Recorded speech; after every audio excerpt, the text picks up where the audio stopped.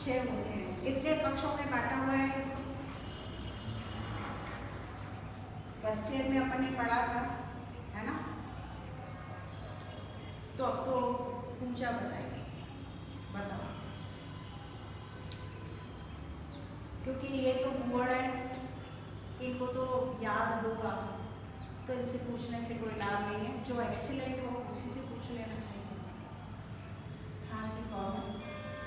खड़े होने में तकलीफ है? धनंजय खड़ा हुआ दिखाई नहीं दे रहा? हाँ, आप बताइए।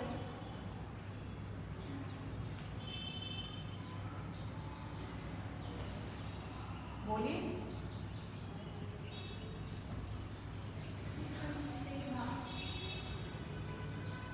बोलिए।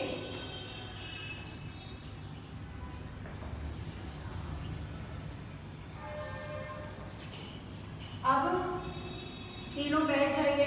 बहुत बहुत धन्यवाद कक्षा में उपस्थित रहने के लिए।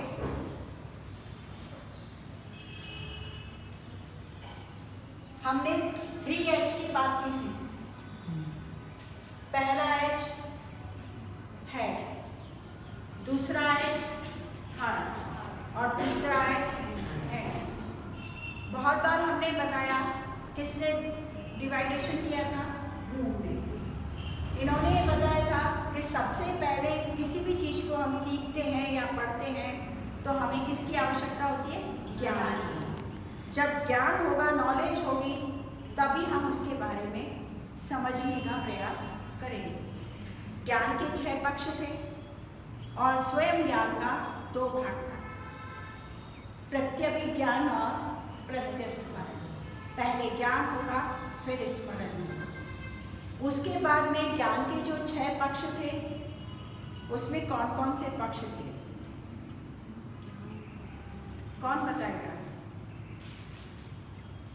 अवबोध, ज्ञानोपयोग, संश्लेषण, विश्लेषण और मूल्यांकन। ठीक है, ये ध्यान रखना जरूरी है। उसके बाद में था भावात्मक पक्ष। जब तक ज्ञान का संबंध भावों से नहीं होगा, तब तक ना तो श्रद्धा उत्पन्न होगी, ना आस्था होगी, ना हमारा विश्वास जड़ें पकड़ेगा। क्योंकि बिना भाव के तो कुछ नहीं होता है ना, और भाव से सब कुछ संभव है। तो भाव के कौन कौन से पक्ष होंगे?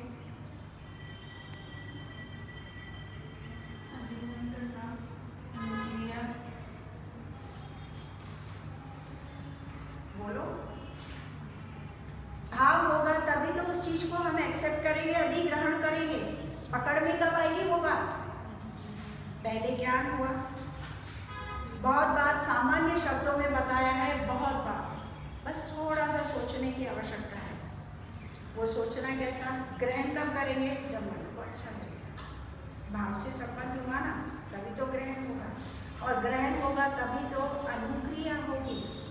अनुसरण और क्रिया, अनु यानी अनुसरण करना, यानी नकल करना, वैसा का वैसा कार्य करना।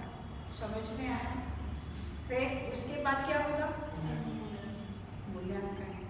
अब मूल्यांकन किसका?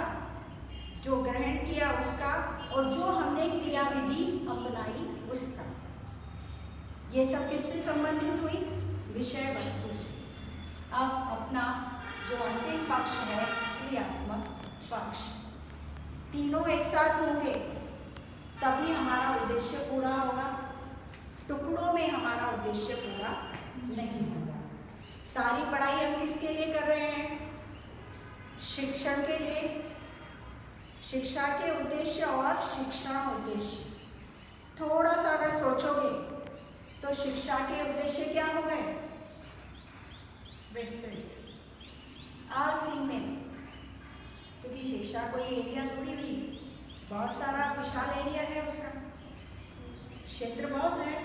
लेकिन शिक्षण किसी एक विषय का, उस विषय में से ही प्रकरण का, तो क्या हुआ?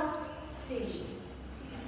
ठीक है, उसके लिए हम जब टेक्नोलॉजी अपनाएंगे, प्रविधियां, विधि एक और प्रविधि बहुत सारी चीजों को अपनाएंगे।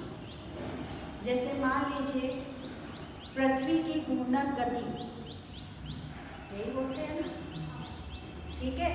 तो उस गति को जानना, यानी उसका जो चक्र लगाने का जो एरिया है उसका ज्ञान होना, और कैसे सूर्य पूर्व से उत्तर कर पश्चिम की ओर चला जाता है, उसमें उसको क्या क्या एक्टिविटी करनी पड़ती है, टाइम पीरियड क्या होता है, ये सब जानेंगे तो क्या होगा, आउटपुट। तभी तो हम तुलना करेंगे कि ग्रहों की चाल क्या है, सूर्य किस स्पीड से चल रहा है, चंद्रमा का क्या है, ये क्या है। तो तुलना, व्याख्या, वर्गीकरण, अंतर, ये सब कब होंगे हमें, ज्ञान होने के बाद में। तभी तो ज्ञान का जो दूसरा पार्ट अवबोध है, और जो भाव का पार्ट है ग्रहण करना, ग्रहण करेंगे तभी तो हम व्याख्या, विश्लेषण, संश्लेषण सब कर पाएंगे। जब ग्रहण ही नहीं करेंगे तो कहाँ से करेंगे, कुछ नहीं कर पाएंगे। फिर हुआ क्रियात्मक पक्ष। क्रियात्मक पक्ष का संबंध किससे हुआ, मन और गति से। तीन शब्द है ना, मन और गति। गति का मतलब क्या होता है, चलना।